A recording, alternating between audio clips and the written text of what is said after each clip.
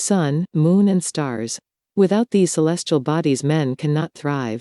But what if the moon fell on the earth? Where is our beacon in the darkness of the night? Where is our world's ally?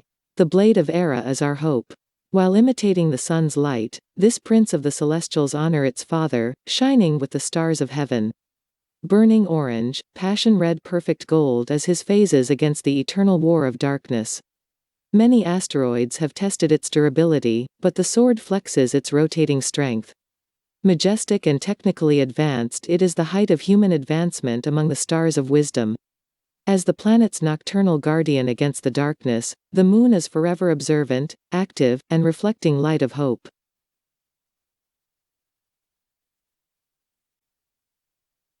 Act 1. Slashing through flesh of monsters with a blade of light as mythical sounds accompanies each swing.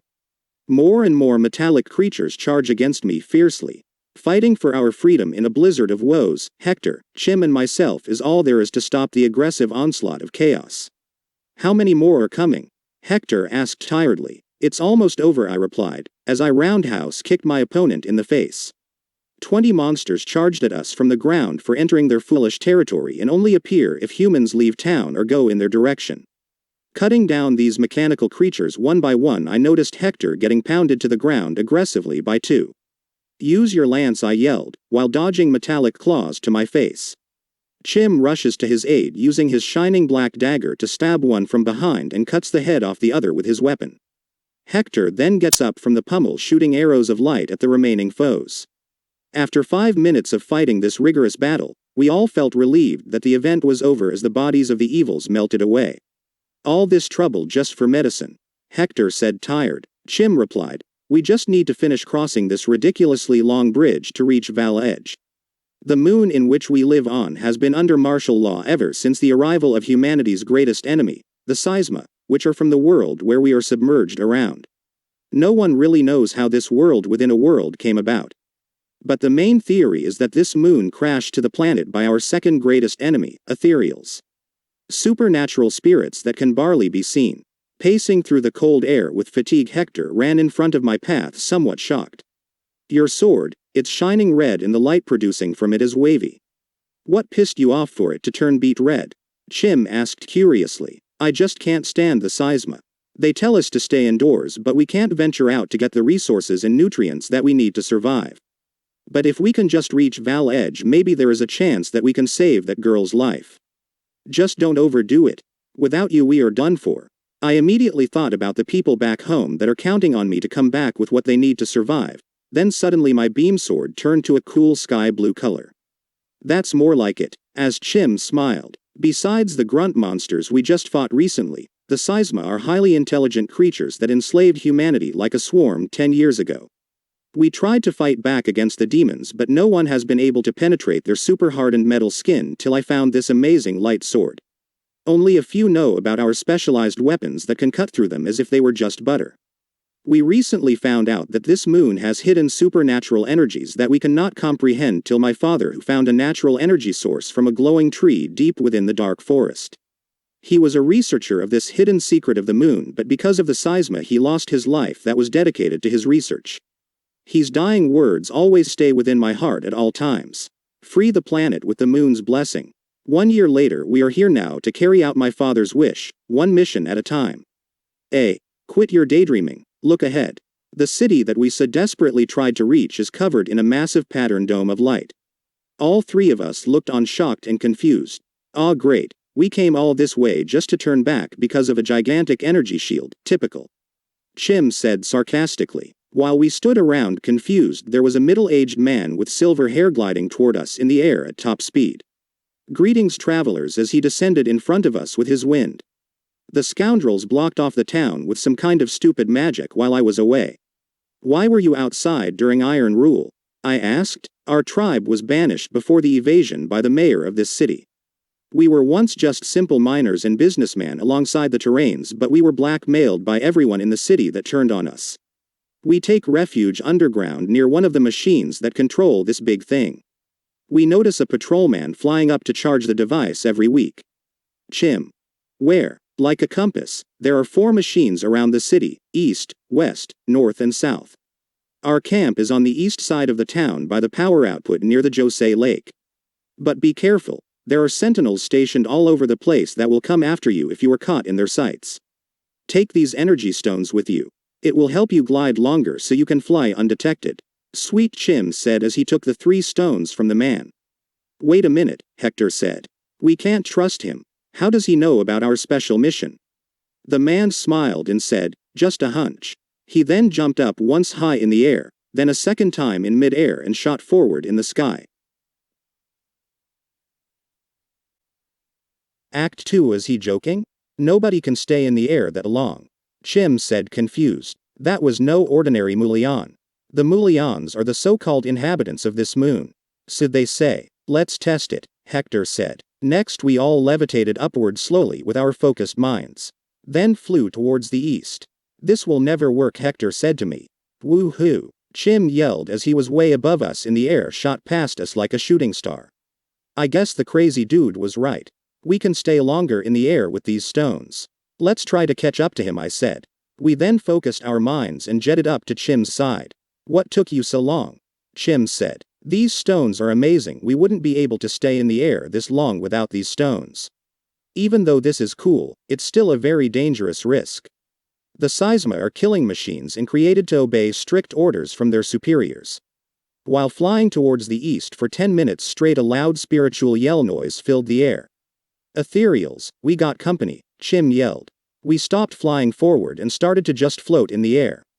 Suddenly 2 giant demonic flying creatures charged out at us from a portal behind us. Look out, Hector yelled as he shot an arrow at one of the flying creatures. These ones don't go down easy, I said as I fly towards them with my beam sword blazing. The dark birds-like creature with red glowing eyes and black fur charged at me with the evil intent to murder me. I then held my sword in the air to charge the beam sword so I can hit both of them with a wave of its energy. When I felt the vibration, I knew it was ready. I then swung my sword at the 2 demonic birds with a large wave of energetic light that spread to the flying ethereals. They screamed with pain as the wave consumed their bodies as if the energy was strong acid that consumed the flesh. While their bodies fell down and melted away, 50 more of them showed up from their portal and charged at us. Retreat, I yelled as we glided downward to the mountains with haste. While gliding, Chim pulled out a mini-bomb from his pocket and threw it at the fleet of demons, buying us time to flee. We can loose them in that cave, I yelled. A few followed us into the cave and we finished them off with our might. Glad that's over, Chim said with relief. Where the heck are we? Hector said. Act 3, I replied. We just have to go on foot for now to reach that generator. As we peeked outside of the cave, we noticed thousands of the same creatures flying in the sky as if they were purposely creating an extreme traffic jam for us. As we continued to walk eastward, we started to notice more and more mushrooms. Some as tall as houses. I guess we know where we are now, I said. We approached a humble village surrounded by tall, short exotic mushrooms and glowing crystals with busy people going about their business. Finally, we can take a break from fighting, Chim said. While the warriors went to an inn to rest from their quest, Kless is going through a spiritual trance. His sword glowed while stuck in his dream. While sleeping, the words "the visor" appeared within his experience. Then he saw himself up against a giant ethereal who could barely be seen with threatening glowing eyes that pulled him closer to it. Suddenly Kless woke up in a sweat. The next morning our heroes are all eating mushrooms for their breakfast.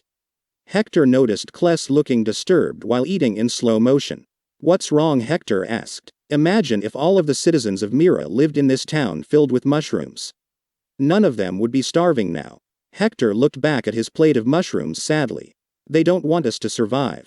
They only want to enslave humanity and kill us off slowly, Chim said, sitting next to them on a bench. For some reason the Seisma want to colonize this moon to make it their own in the sky, Kless said. But that's impossible, Hector said. I saw it in a vision a while back, a vision of a metallic moon in the sky orbiting the planet. Our scouts from Val Edge reported that each country is being wiped out one at a time and Val Edge is next for destruction. I never of this, Hector said. The king only told a few so the people won't panic, but it is indeed the truth. But with this beam sword maybe, we can make a difference. Kless then pulled out his glowing sword which was wrapped in cloth. He stood up and then held the sword to his chest, which made the sword change to an orange color with blue waves of light pulsating from the blade. That's the spirit, Hector said. The color of determination. All of a sudden an explosion was heard from inside the building. Hector, Chim and Kless then rushed outside to see what has happened. Invisible monsters that can barely be seen were smashing the homes of the innocent. Ethereals, someone yelled. Act 4. How did they get past our defenses? Someone asked, confused. Purifiers won't work on these guys. Kless yelled. Hector then pulled out his bow and shot at the spiritual demons, repeatedly chasing out one of the monsters that can barely be seen. We can't see them well. All we can see is a blur from their bodies. Kless then started to charge at the second ethereal while his sword changed to the color red. Stay back, Chim yelled. Do you have a death wish or something? Kless then flew up to where the invisible giant face is barely seen, then immediately was knocked out of the sky by the monster by its limb. A type C ethereal, Chim screamed. Multiple arms, Kless said to himself as he passes out. While Kless was unconscious, Hector then chased the ethereal away with his illuminating arrows as the crowd of citizens looked on with amazement. That guy, he had a glowing sword and the other one is shooting light, an elderly man said, looking on excitedly. Outstanding, another onlooker said. I'm useless in this fight, Chim said to himself. Look out, a citizen screamed. A giant ethereal with green glowing eyes dropped from the sky and crashes to the ground, creating a mini quake. This too cannot be clearly seen. After the loud thump, Hector aimed his bow at the glowing-eyed monster, shooting it repeatedly. It appeared that the monster was afflicted due to its body of blur backing up step by step. But it had little effect as the ethereal with glowing red eyes walked toward Hector slowly. Get out of the way now, Chim screamed. Then suddenly Hector's eyes glowed blue and immediately two beams of light fired at the giant from his eyes continuously like a stream. The onlookers of the battle looked on with excitement and fear as the monster replied, growling bear-like. Yes, keep doing it, Chim cheered on. But after a minute of resistance with his laser eyes, the monster's blur ran towards Hector still and knocked him out with its arm, flying him back to a tree. Hector, Chim screamed. Is he dead? An observer asked. The glowing-eyed ethereal looked towards the crowd of scared people. Hey, someone said behind the creature. Kless immediately slashed the head off one of the ethereals, sending its head flying some distance from its body, revealing the ethereal physically. You're alive, Chim screamed. The only way to see these class of ethereals is if only if it's dead or if a particular part of its body is cut off. Act 5. The witness instantly cheered and ran to Kless. How did you know where its head was? A man asked. I guessed. Kless and Chim later ran to Hector as he was barely standing, coughing up blood. You okay, man? Chim asked. Just peachy, Hector said with a small laugh. Immediately an elderly man with white hair and a long white beard approached them from behind. Excuse me, he said. I'm the chieftain of this lovely town and I just want to say thank you for your great services. Can I offer you gentlemen permanent positrons as my top bodyguards? Sorry, old man, Kless said, but we're on a mission of our own. We've been having trouble with ethereals appearing out of nowhere, crashing the place. We would move out, but the Seisma would surely spot us and kill us if we try to leave. This area is so bad, not even the Seisma come through here. The old man said. How come purifiers do not work? Chim asked. We do not know, but we have a hunch that the spirits are summoned by the home of an old sorcerer that lives by the mountain. After her death, there has been recent sightings of ethereal popping up out of nowhere. Sorry, but we have somewhere we need to be, Kless said. Please stay, the chieftain said. If you do, we'll give you free meals and anything you want. Chim immediately touched his growling stomach and said, why not? Alright, fine, Kless said. The monster's been getting through our defenses even though we set purifiers all over the town. It's so bad not even the Seima want to deal with it, the chief said while eating with them in his kitchen. He then explained that the purifiers, which look like white cubes, do not work on them because they summoned from that witch home. Who was this sorcerer? Chim asked while stuffing his face with food. He was the town's enemy. He spent 5 years torturing people with his magic, till one day he just vanished. We did not find the body, but we did see his clothes on his bedroom floor. Please, you must help us. With your power only you can free us from this curse. The ethereals disappear and reappear, causing damage to our buildings and harming its citizens almost daily. We'll do it, Hector said eagerly. Our mission is to free the planet from the control of the Seima, but we must also help our people in need. Kless said. Just point us to the direction of the witch's home, Chim said confidently. After they eat, a guard with a spear guides the 3 men to a giant mansion made up of blue crystals inside and out. Afterwards the guard departed when they reached the steps of the lustrous mansion. Opening the door, they immediately was astonished by how nice the inside of the mansion looked, as the walls were made of crystals and the floors made of expensive marble with unique patterns. "I wish I was this rich," Chim said out loud as they walked up the main steps to the second floor. "Quick question, Kless. Why is your sword blue when it's supposed to reflect the will of the moon?" Hector asked. "Since the moon has crashed to the earth, the celestial energy has been mixed with the earth's atmospheric energy, imitating its atmosphere. For thousands of years the moon's spiritual energy has been collected and brought forth by the soil of the earth, which grew to be known as the Great Moon Tree. We have to find out how in the world are these monsters appearing in this town like this, and only sorcerers can manipulate ethereal," Chim said as they reached the top of the stairs leading to the second floor. "Get out," a voice yelled fiercely invisibly. Hector, Chim and Kless all looked confused. "Are you the sorcerer Draco?" Kless yelled back, but there was no reply. Suddenly the mansion glowed extremely white, then it transformed into an empty blue space that seemed to be endless. "He's playing with us," Hector said. Then a green lizard man appeared out of nowhere in front of the three men wearing human clothing and a long tail. "Disgusting creature," Chim said out loud. "I am Slimo and I represent Draco's will, for he is away at the moment." Immediately Kless drew his shinning sword and charged at the monster, but the lizard man dodged the beam sword and immediately bat-like wings appeared and it flew upward towards the air. While hovering in the air, he looked at the three men, almost shocked because of Kless's unique sword. Then immediately Hector shot through its chest with his laser eyes, knocking it out of the air and into the ground, and immediately the blue space morphed back to the mansion.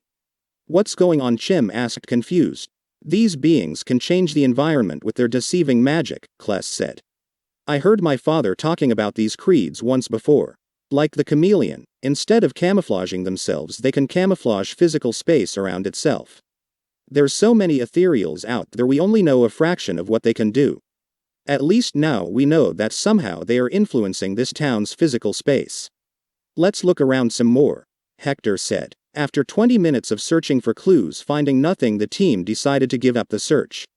"This is a really nice home, but there's not a soul in here. Let's check the backyard." When they went into the backyard, the door behind them shut immediately and the backyard started to morph shining white. "Here we go again," Kless said. Then suddenly they were in a desert. "You will not escape," a voice said behind them. As they turned around, they saw three lizard men standing before them. Act 6, more demons, Chim said, annoyed. "Just cut the crap. Where in the world is Draco?" "Draco is too important for the likes of you," the tallest lizard man said. "If you defeat us, we'll tell you," the fattest one said confidently. Kless pulled out his beam sword, eager to fight as it turned orange. Then immediately the three reptilians jumped back far from them. "What's wrong? Y'all afraid?" Chim yelled at them. Suddenly 4 giant glowing circles appeared on the ground surrounding the heroes, while the lizard men glowed with a greenish aura. The fattest lizard man yelled, "Come out." Then the circles shined with a dark blue color. Afterwards holes can be seen inside seeming to be bottomless, and creatures started to levitate out of the circles except for one. "Avatars!" Kless yelled out at the same time the light of the lizard men departed. "I got your back, Kless," Hector said behind him with his arrow pointed at the enemy, looking like a humanoid cheetah with large knife-like claws. The one in front of Kless revealed to look like an average Sama unit, and the one near Chim appeared to be a smiling joker with goat horns equipped with a staff. "You're a joke," Chim yelled while Kless charged at the Sama look-alike. Hector shot his special arrow at the cheetah, but the cheetah dodged it, running away from him with high speed. "It won't be that easy," the ugliest lizard man said out loud with his arms crossed. The Joker demon laughed as he pulled out something that looked like a extending fist toy, then fired the fist the size of a cannonball at Chim's chest, sending his body 3 feet from where he was, knocking him on the floor. "This will be easy," Kless said to himself and swung his sword at the Sema's head, but instantly a patterned shield of magic covered the foe's entire body. The tallest reptilian smirked as Kless was frozen with astonishment. The Joker walked toward Chim with a big smile on his face, as while Chim got on his feet holding his chest because of the pain. "Say hello to my Eclipse dagger." Chim stabbed his shinning dagger at the heart of the Joker, but nothing but water gushed out of its chest. Then Hector kept slashing its body violently as more and more water came out of each wound. The just kept on laughing. Then suddenly Chim instead punched him multiple times over and over with his fists, making the Joker stop laughing, yelling in pain. Finally, Chim front kicked him on the ground, leaving him in pain with torn clothes from the slashes. That worked, Chim said boldly. The Joker got up with an angry face, then pulled out a whistle from his pocket. As he blew it, Chim suddenly had a ball and chain, which immobilized him. Now you can't move, you big bully, the Joker said. Chim cut the chain off, which made him free, but then another one appeared, immediately immobilizing him again. This is sorcery, Chim said out loud angrily. You can't kill me if you can't reach me, the Joker laughed, then materialized a cream pie and threw it at Chim, but it misses. I gotta get some distance between me and this thing, Hector said while being chased by the cheetah demon. Hector then flew up the air, readying his bow to shoot the creature, but suddenly the cheetah eyes glowed blue, then shot at Hector with his own laser eyes technique. What? Hector said dumbfounded. While the lasers shot towards Hector, Hector then shot back at the cheetah's beam. The two beams continuously collided with each other, pushing to reach its designated target. The two streaming like beams were at a stalemate, but Hector's beams of light was winning as it was pushing back the cheetah's beams of light. Meanwhile, Kless keeps slashing the same unit repeatedly, which has no effect. I need to get some distance from him so I can summon the crescent wave. Kless then glided backwards away from the avatar to create some distance. The avatar opened its mouth and shot at Kless with a mechanical dart, injuring his right arm as blood splattered onto the ground. Caught off guard, the robotic avatar armed turned into a cannon and fired it. Looks like I'm done for, Kless said in his mind. While the blast was aiming towards Kless, a female voice from his sword spoke. Data analyzed, initializing defensive measure. Suddenly a transparent white shield of light surrounded Kless as the blast exploded on the impenetrable shield, while a mini white star rotated around him. Kless was stunned, but he knew of the sword's intellectual ability to adapt during a fight. I never seen this before, he said out loud. The robotic avatar kept shooting Kless repeatedly with its cannon, creating a racket in the desert. Chim looked over, surprised to see his friend covered in a magical white light. The Joker walked slowly to Chim with his staff, which transformed into a large double-edged sword. No one likes you, and no one cares for you. You are nothing, and you will always be nothing. Chim then punched the young man, who looked exactly him, in the face, knocking him back a little. You may be my brother, but you are an enemy. Chim's brother spit a bit of blood, then walked away from the room. I wasn't born with talents, no gifts, no dreams. I'm as plain as they come, but my older twin brother surpasses at everything he does, especially when it comes to fighting. That's it, I've had it. I will one day become stronger than he is, then stronger than anyone in the world. It our fathers wish that we become knights for our king before he died. Only our uncle looks after us now, but I will surpass him. The two brothers then are equipped with swords, facing each other in a training arena as knight with and without their uniform looked on. A middle-aged man was standing at the corner of the arena saying, both of you have worked very hard, but there can be only one winner for the title of a knight serving our great King Charles. Put on your helmets on and fight. Chim and his brother both put their helmets on and started fighting with their swords for a lengthy 5 minutes. Chim is having the upper hand as his brother is losing his will to fight because of Chim's heavy blows. I can win, I can beat him. Just one more swing. What is this? My eyes, they're burning. Chim's eyes flooded with tears, enabling him from focusing. I can't see straight. Suddenly his twin brother grabbed his waist and threw him out the ring. We have a winner, the middle-aged captain said out loud. Everyone cheered immediately. Chim then took his helmet off, revealing his tears and confusion.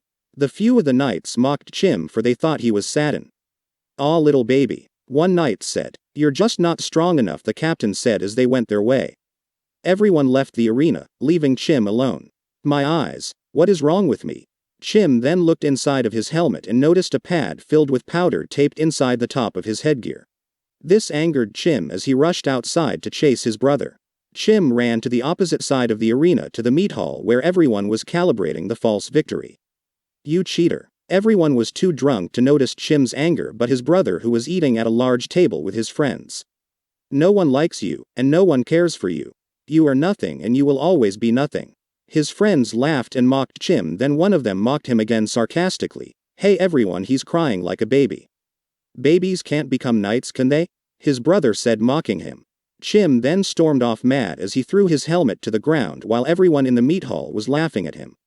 Back from flashback. The Joker kept on laughing while walking toward Chim with his sword. Chim then reached for his backpack, then pulled out a rope and attached it to the loop of his dagger. A second later, while swinging the dagger with the rope in artistic fashion, the rope changed to a black light the same as the dagger. An Eastern fighting style. The lizard man stupefied. Chim then swings this dagger in the air repeatedly with the blackened rope, creating a giant black circle of illuminating energy. Soon the giant circle is filled with dark light. "It's ready," Chim yelled. He changed his swinging position, swinging the dagger forward to the ground, making a dramatic hole in the sand. The energy shot at the Joker with great speed, looking like a mini-pitch black moon. The Joker looked on scared, as the energy engulfed and went right through the Joker, melting his entire body like extreme acid. The eclipse attack kept on flying straight and evenly. It started levitating upward toward the sky extremely fast, gradually disappearing. Kless looked on inside his shield, smiling. The two lizard men looked at each other scared, then they looked behind them, seeing their brother on the floor dead. Chim then looked at his feet and noticed the giant ball and chain gone, then collapsed on the floor due to the fatigue. "Darn it," Kless said out loud. "He used too much of his energy, now he's drained." Analyzing. The sword said, "Life form still statistically alive. Thanks, Era." Act 7. What the heck was that energy I felt? Hector said in his mind. No matter, I have to focus on this animal or I'm done for. While still being in a Tide laser struggle,